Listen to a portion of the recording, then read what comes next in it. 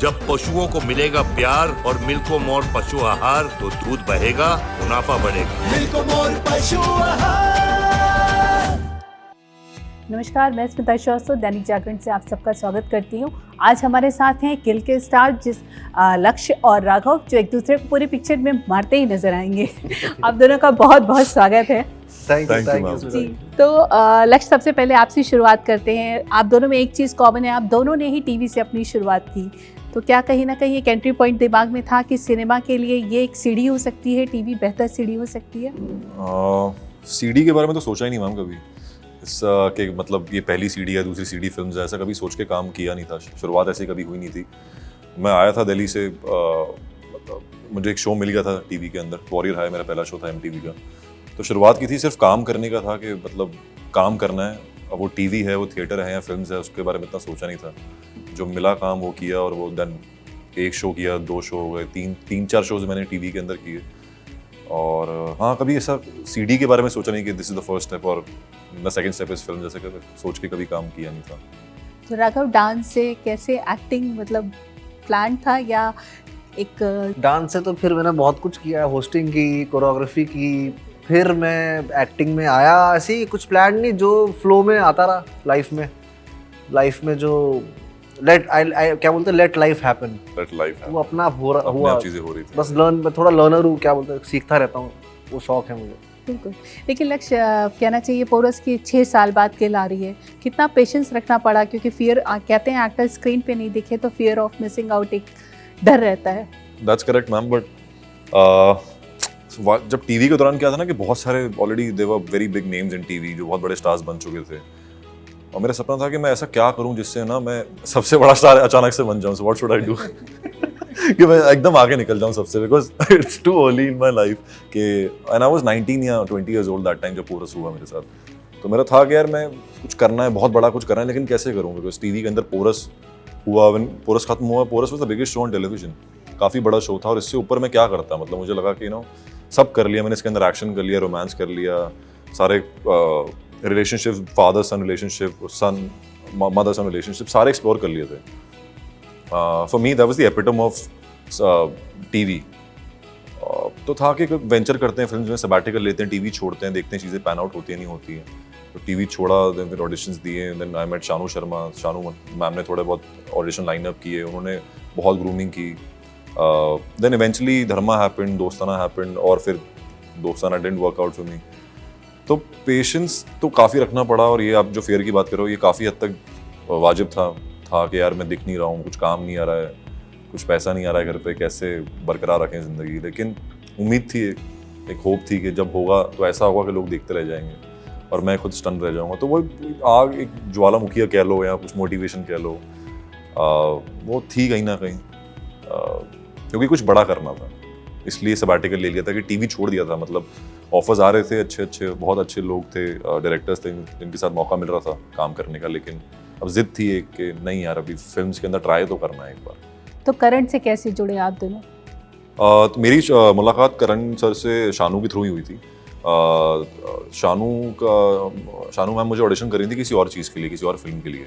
तो वहाँ पे मेरा हुआ नहीं, तो उन्होंने मुझे बोला कि देखते हैं, पक्का होगा, आई बिलीव इन यू। तो मतलब उनका ये बोलना मेरे लिए बहुत बड़ी बात थी, बिकॉज इतने बड़े कास्टिंग डायरेक्टर हैं वो, उनका ये बोलना अपने आप में कॉन्फिडेंस देता है मुझे। तो उन्होंने मुझे ये बोला। देन आई थिंक 2 या 3 दिन के बाद उनका मुझे फ़ोन आया कि Karan, Dharma is looking for a new boy for another film.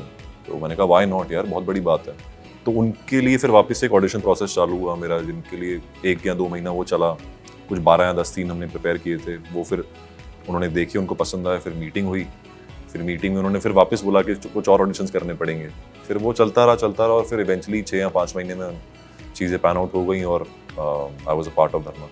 तो राघव, कैसा था रिएक्शन जब पता लगा खलनायक बनने जा रहे हैं? ऐसा नहीं, रिएक्शन मतलब मुझे मन था शुरू से कि मैं as a villain, as an antagonist कुछ करूं। और ये जब मैंने पहला सीन पढ़ा मेरे ऑडिशन का, मुझे उसी वक्त मतलब एक इंस्टिंक्टिव फील आ गई थी कि ये कैरेक्टर फटेगा, या फिर ये कैरेक्टर मुझे एज एन एक्टर मतलब मेरी जर्नी स्टार्ट करेगा। हालांकि पहले भी मैंने फिल्म्स की, ऐसा नहीं, but this will be the character which वो मुझे समझ आ गया था ऑडिशन के फर्स्ट सीन से ही। फिर मैंने जब स्क्रिप्ट पढ़ी तब मुझे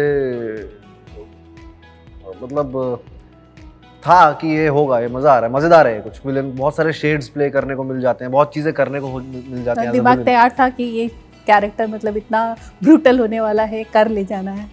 क्या मतलब बहुत ब्रूटल कैरेक्टर है आपका जी। बहुत ब्रूटल था और वही मज़ा है। एक प्ले होता है ये, और वो बड़ा चाइल्ड लाइक सा हो जाता है, इसलिए मुझे एक्टिंग पसंद है बहुत, कि कुछ निभाने को मिलती हैं चीज़ें और बड़ा मज़ेदार एक्शन करने में बहुत मज़ा आया। तो मुझे बहुत एक्साइटेड था मैं कि मैं एज अ विलन आ रहा हूँ। और मुझे बड़ा अच्छा लगता है कि शाहरुख सर भी एंकरिंग करी थी उन्होंने टीवी में, फिर टीवी किया, फिर विलन के थ्रू वो जर्नी स्टार्ट हुई। तो मुझे बड़ा अच्छा लगता है सुनने में या बोलने में, तो एक अलग फील आती है। तो वही सपने शाहरुख वाले। बिल्कुल सपने वही है। बिल्कुल। तो ट्रेन में आप लोगों ने शूट किया है, मैं कहीं सुन रही थी 77 डेज़ का शूट था, जिसमें 66 डेज़ आप लोगों ने ट्रेन में शूट किया। कैसा था ट्रेन का शूट का एक्सपीरियंस? ट्रेन चल रही थी, रुक के, कैसे शूट था और एक्शन उसके बीच में? सेट लगा हुआ था, स्टैटिक था सब कुछ, लेकिन हाँ हमें फील करना था कि वो ट्रेन चल रही है। नीचे हाइड्रोलिक्स थे, नीचे मूवर्स थे, जिसके चक्कर में ट्रेन हिलती थी, थोड़ा बहुत मूवमेंट मिलती थी। काफ़ी डिफिकल्ट था shooting process, because confined space है, कम स्पेस है। बट जो भी आप ट्रेन में देखोगे सारी वॉल्स जो है वो मूवेबल वॉल्स हैं। इट्स लाइक अ ट्रांसफार्मर कि सारी वॉल्स नीचे आ सकती हैं, खुल सकती हैं। So it made the camera work very easy. Camera का घूमना वो सब आसान हो गया था इस वजह से। लेकिन एक्शन करना काफ़ी डिफिकल्ट था, बिकॉज आपको फील करना है कि वो स्पेस कम है। सो आपका को एक्टर आपका यहाँ खड़ा है, आपको मेक श्योर करना है कि उसको भी हर्ट ना हो, आपको भी हर्ट ना हो, and yet look convincing, yet look truthful to the part. अपने अपने चैलेंजेस थे उसके, लेकिन मज़ा बहुत आ रहा था हमें ऑनेस्टली, बिकॉज ऐसा कुछ कभी किया नहीं है, ऐसा कुछ कभी देखा नहीं है। One of a kind film बनने वाली है। तो ओवरऑल काफ़ी लर्निंग एक्सपीरियंस, काफ़ी कुछ सीखा है इस फिल्म से। तो मेंटली तो बहुत एग्जॉस्टिंग होता है ये करना। जी काफ़ी मतलब फिजिकल तो था ही बहुत एग्जॉस्टिंग, लेकिन मेंटली भी बहुत, मेंटली काफ़ी साइकोलॉजिकली काफ़ी चीज़ें चेंज करनी पड़ी थी हमें अपने। मतलब मुझे तो काफ़ी कुछ करना पड़ा था, because without spilling a lot of spoilers, मतलब ऐसा कभी कुछ हुआ नहीं है मेरी लाइफ में।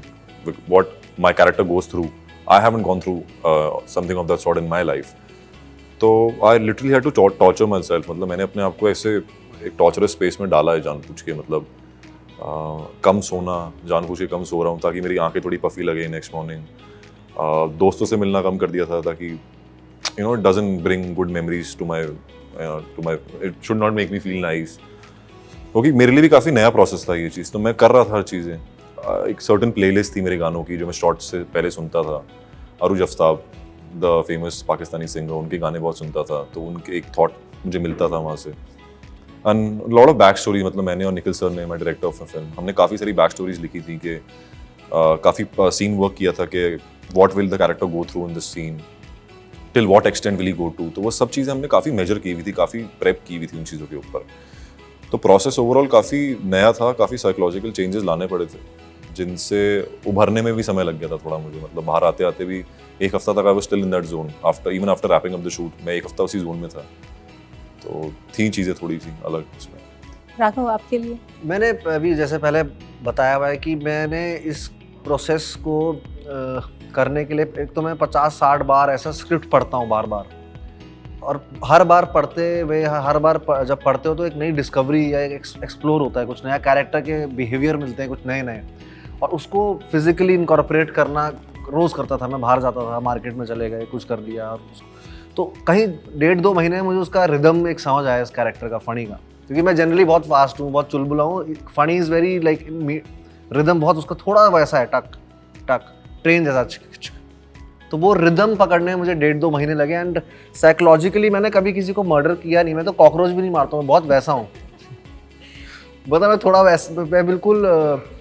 तो उसको करने के लिए मुझे, उसको एक्ट करने के लिए ऑब्वियसली वी नीड टू, ऐसा नहीं कि मैं सच्ची में सोचूंगा किसी को मार रहा हूँ, we just need to, I am a dancer, so काफ़ी चीज़ें बॉडी अवेयरनेस से, काफ़ी चीज़ें रिदम पकड़ के वो आ जाती हैं। तो कुछ चीज़ अपने आप ही हो रही थी, पता नहीं, मतलब आई फील कि मेरे लिए तो काफ़ी चीज़ें अपने आप सेट, ऐसा माहौल बना हुआ था जिस तरह से, बिकॉज हम लोग हर दिन शूट करते थे और हर दिन आपका एक्शन हो रहा है, हर दिन आप थके हुए हो और आपको याद है आपने कल क्या किया था। एक इमोशनल फटीग था, इमोशनल फटीग है, फिजिकल फटीग है, तो वो सब चीज़ें कहीं ना कहीं वो हेल्प हो रही थी हमें। और स्पेस थी, आप जहाँ देखो वहाँ खून पड़ा है, जहाँ देखो वहाँ एक बॉडी पड़ी हुई है। Nikhil also like kept us in such a space, my director, कि हम लोग उस स्पेस से कभी बाहर नहीं आ पाते थे, हम लोग उसी स्पेस में रहते थे हमेशा। तो that also helped a lot. और कभी even during sometimes what happens कि सीन करते वक्त भी डिस्कवरीज होती रहती हैं कि अरे ये क्या किया मेरे कैरेक्टर ने, because we are tapping into the unknown. जो लाइफ है हमें अगले सेकंड पता नहीं है क्या होने वाला है, तो एग्जैक्टली सीन में भी कभी कभी होता है कि यू डोंट नो कि सामने वाला एक्टर ने तुम्हें क्या दे दिया कि तुम सरप्राइज हो गए और उससे कुछ तुम्हारा कैरेक्टर के इम्पल्स तुम्हें खुद महसूस हो रहा है ये क्या हुआ। वो एक जोन होता है, वो कभी कभी होता है और वही होता है। लेकिन सीन एक सीक्वेंस पे तो शूट होते नहीं है, तो क्लाइमेक्स कब शूट किया था और उसकी तैयारी कितना अलग थी, क्योंकि वो सबसे अलग चीज़ थी आपके लिए? क्लाइमैक्स मुझे याद है कुछ 6 बजे का कॉल टाइम था मेरा, 6, बिकॉज वो कोरियोग्राफी थी एक्शन की वो किसी ने भी तैयार नहीं की थी, वो रेडी नहीं थी, बिकॉज लास्ट मिनट कुछ चेंजेस हुए थे एंड हमारे डायरेक्टर एक्शन डायरेक्टर उनका कुछ एक्सटेंड हो गया था स्टे, तो उनको निकलना पड़ा था, तो वो थे नहीं उस दिन। तो मैं पहुंच गया था 6:30 बजे, ये लेट आया था थोड़ा आधे मैं घंटे। 2 फिल्में इसकी कर रहा तबीयत था। बहुत खराब थी, मैं डेंगू डबल से शिफ्ट रिकवर कर मार रहा रहा था, एंड आल्सो यू रिकवरिंग ना फ्रॉम रिकवरिंग डेंगू, और डेंगू रखा था डबल इसको। शिफ्ट हो रही थी ना मेरी दूसरी फिल्म। ये कुछ और शूट कर रहा था उस टाइम पे, तो ये आधा घंटा कुछ लेट आया था, तब तक मैं थोड़ा बहुत समझ के बैठा था क्या होने वाला है। फिर ये आया और उस दिन मैं भी बीमार था, ये भी बीमार था, हमारे डायरेक्टर भी बीमार थे, हम तीनों बीमार थे उस दिन। तो किसी तरह शूट किया, बहुत मतलब आफ्टर कट हम जाते थे छींके मार रहे हैं, दवाइयाँ खा रहे हैं, चाय पी रहे हैं, फिर बुलाया, फिर शूट करा, फिर लगातार इट वाज चल रहा था। सेट पीस जितना था उतना किया, लेकिन the whole struggle that was not planned, वो सब इम्प्रोवाइज था। मतलब पूरा जो स्ट्रगल आपने लास्ट के 10 मिनट में देखा है वो सब इम्प्रोवाइज था। मतलब उसके अंदर 15 या 20 मिनट का शॉट चलता रहा, वो उसमें डायरेक्टर ने कट भी नहीं बोला था, वो चलता रहा। देन ये कुछ कर रहा है, मैं कुछ कर रहा हूँ, 15 मिनट तक शॉट चल रहा है, उसके बाद कट बोला डायरेक्टर ने, एवरीबॉडी स्टार्टेड क्लैपिंग। तो काफी इम्प्रोवाइज था और काफी इमर्सिव प्रोसेस था वो, मतलब उसके अंदर हम थे, बस हो रहा था वो अपने आप। और क्लाइमैक्स तक हमने पूरी फिल्म भी ऑलमोस्ट शूट कर ली थी, तो वी वर अवेयर ऑफ के अच्छा हमारी जर्नी क्या रही है, कहाँ से ये हम मेरे कैरेक्टर्स आ रहे हैं, क्या फील कर रहे हैं इस मोमेंट में, what I feel towards him, so वो सब क्लियर थी हमारे दिमाग में चीज़। लेकिन मैं इसे कहीं सुन रही थी, आप लोग कह रहे थे the most extreme violent film of the country, तो एक वायलेंट फिल्म के तौर पे इसे प्रमोट करना कितना सही रहेगा कि इतना वायलेंट है ये फिल्म, तो इस तौर पे लोगों में वाकई इतनी करेज आएगी देखने की? मुझे लगता है कि मज़ा आएगा। हम पूरे दिन तो गेम्स खेलते हैं कि कोई PS5 खेल रहा है, कोई कुछ कर रहा है, तो हर जगह वो दिखता है। और दूसरी चीज़, ये सिनेमा है, ये कहानी है, ये घटनाएं सच्ची की, मतलब ऐसा नहीं कि सच्ची का है जो भी है, बट इट्स अगर और सिनेमा को से भी सीखना अगर इतना होता तो सब लोग मदर इंडिया और बिरजू बन के घूम रहे होते। लेकिन क्राइम की खबरें ज़्यादातर सिनेमा में थोप दी जाती है। हाँ, सिनेमा में उससे होती हैं, और मुझे ऐसा लगता है कि एंटरटेनमेंट के पर्पस से बनता है। We are not promoting any sort of violence for हाँ, sure.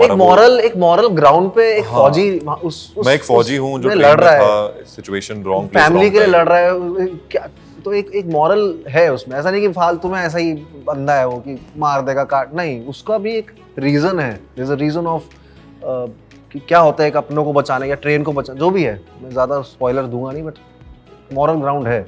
तो मारधाड़ के अलावा ट्रेन की कुछ अच्छी यादों को भी ताज़ा किया जाए। ट्रेन में कभी आप लोगों ने सफ़र किया हो, कोई खूबसूरत यादें हों उसकी? कोई ट्रेन में बिल्कुल, मैं पहली बार जब मुंबई आया था 2011 में, तो मैं ट्रेन से ही आया था, और हमारी ट्रेन 2 दिन रुकी रही थी दिल्ली में, निज़ामुद्दीन स्टेशन आई थिंक, वहाँ पर रुकी थी। और हमारा ठंड थी, बहुत टेम्परेचर सर्दियों के वक्त था, और हम लोग स्टेशन में 2 दिन रुके थे, मेरा और मेरा जो क्रू था डांस का। तो वो मेरे लिए बहुत यादगार मेमोरी है। तो वहीं के टॉयलेट्स हमने यूज़ किए थे, तो ट्रेन की बहुत यादगार मेमोरी है मेरे लिए कि वो फर्स्ट टाइम जो आए थे, ट्रेन 2 दिन नहीं चली थी दिल्ली से, वहीं रुके हुए थे स्टेशन में, तो वो एक मेमोरी है। उससे पहले ट्रेन का सफ़र नहीं किया था? नहीं, वो मेमोरी आपने पूछा ना, मेरे लिए वो मेमोरी मेरे लिए यादगार। मतलब वो टफ था ना, क्योंकि ठंड थी और चली नहीं। मज़ेदार था क्योंकि उस टाइम में टफ कुछ नहीं, उस टाइम सब लड़के थे, मज़ा आ रहा था, मतलब मज़ेदार था। लक्ष्य आपका कैसा था? मेरा मैम, एक बार हम लोग बोधगया जा रहे थे, मैं और मेरी फैमिली, मतलब मेरे दादाजी का श्राद्ध, क्या कहते हैं, श्राद्ध के लिए जा रहे थे। तो वहाँ पे सेम सिचुएशन हुई थी, हमारी जर्नी डिले हो गई थी 2 दिन, हम 2 दिन ट्रेन में बैठे हुए थे। तो मेरी मासी जो थी, उन्होंने कुछ पराठे बना के भेजे हुए थे हमें, और हमने कहा कि पराठे कौन खाएगा यार, अभी पहुँच जाएंगे कल सुबह, पराठे वहाँ जाके खाना खाएंगे। तो पराठे हमने साइड में रख दिए थे। तो 2 दिन तक ट्रेन डिले हो गई थी। उसके बाद हमें था कि यार पराठे तो पड़े हैं, पराठे खाते हैं। फिर पराठे याद आए, फिर मासी के पराठे सेव्ड। फिर पराठों ने हमें बचाया है 2 दिन तक वो जर्नी में। तो पराठे अमृत थे, बचाया उन्होंने। तो खाना तो बहुत जरूरी है ना। खाना था ही नहीं ट्रेन में, 2 दिन डिले हो चुकी है ट्रेन, कहीं भी रुकी हुई है, कोई दूर दूर तक स्टेशन नहीं है। तो हमारे पास, मेरे को लगता है पूरे कूपे के अंदर हमारे पास ही खाना था। क्योंकि अभी तो आप लोग न्यू कमर्स कहना चाहिए, अभी इंडस्ट्री में हैं, तो इंडस्ट्री की कौन सी ऐसी 3 चीज़ें हैं जिन्हें आप चाहेंगे कि उन्हें किल कर देना चाहिए? किल कर देना चाहिए। किल कर देना चाहिए 3 चीज़ें, दोनों से अलग अलग। मुझे लगता है कि फिल्म अगर शूट कर लो उसके बाद डायरेक्ट थिएटर हॉल में दिखा दो, प्रमोशंस किल करने चाहिए। ऐसा क्यों? बहुत देखो, हम एक्टिंग करते हैं, इतनी मेहनत करते हैं, सब पिक्चर भी आ जाती है, सब हो जाता है, फिर प्रमोशंस में ना बड़ा मुझे थोड़ा वो लगता है कि कहाँ उठ के जाएंगे, तैयार होंगे, शर्ट पहननी पड़ेगी, वो सब वो लगता है। बाकी मुझे ये किल कर देना चाहिए। और इंडस्ट्री पर प्रमोशन नहीं होगा तो लोगों तक कैसे चीजें मालूम? पहुंचेंगी बिल्कुल बिल्कुल, कैसे? मैं इसलिए तो बैठा हूँ मैं यहाँ, मैं तो वो तो मजबूरी है, लेकिन हाँ। किल करने की बात हो रही वो है। तो खैर अगर बिना उसके पहुंच जाए लोग तो कितना बढ़िया। मेरे ख्याल से पहले कैसे प्रमोशंस होते होते जब इंटरनेट वगैरह था नहीं, पहले कुछ मैगजीन्स होती जब थी दिलीप उनकी- कुमार वगैरह सर जब सब मैंने भी पढ़ा है मैगजीन्स के इंटरव्यू, तब भी उनके मैगजीन, आते थे, अच्छा। टीवी में उनका एक आध, तब दूरदर्शन जब आ गया दूरदर्शन होगा तो आता था, उसमें हाँ। आते थे, ऐसा था, कुछ एक खास प्रोग्राम आते थे। तो वो है, बस एक वो हो जाना चाहिए। एक चीज और किल होनी चाहिए कि जब हिंदी सबको आती है, हिंदी उर्दू जबान सबको आती है, तो फालतू में इंग्लिश ना बोले, क्योंकि ये हम बहुत लोग- अच्छी चीज है, हम पिक्चर लोग- हिंदी में है और हाँ, आप हिंदी में हाँ, बात और वो नहीं हिंदी करते। इंग्लिश में इतनी मैंने एक सिनॉप्सिस कभी कभी पढ़ता हूँ तो इतनी डिफिकल्ट इंग्लिश में वो लोग लिखते हैं, तो मैं उनसे पूछता हूँ ये आप हिंदुस्तानी सिनेमा के लिए बना रहे हैं फिल्म की, कहीं और आने वाली है? तो कुछ ये चीज़ें किल हो जानी चाहिए।